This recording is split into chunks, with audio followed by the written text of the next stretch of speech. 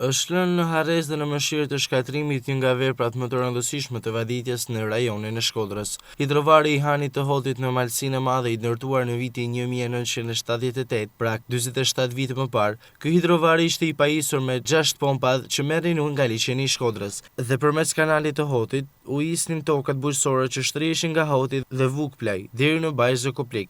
Një sipërfaqe për rreth 8000 hektarë është të mbjedhur me kulturë të ndryshme bujqësore. Në kohën e ndërtimit, kjo vepër konsiderohej një arritje madhore për bujqësinë e zonës, e cila vuante nga thellësira ekstreme gjatë së verës.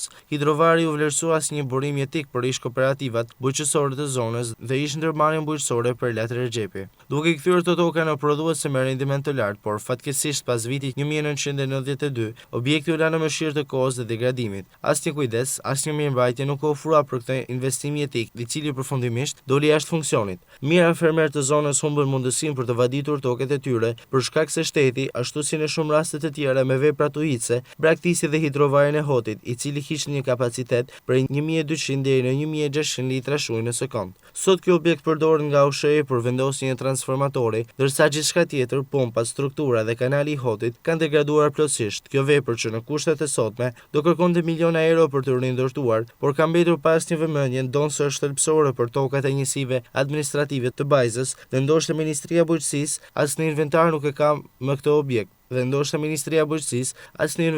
ka me këtë objekt. Dikur simbol krenarie për bujqësinë në zonën fushore të Malsisë së Madhe, hidrovori i Hotit qëndron pranë rrugës për në doganën e Hanit të Hotit, si një dëshmi muzeale e shkatrimit që ju bë objekteve publike me rëndësi strategjike në vendin tonë.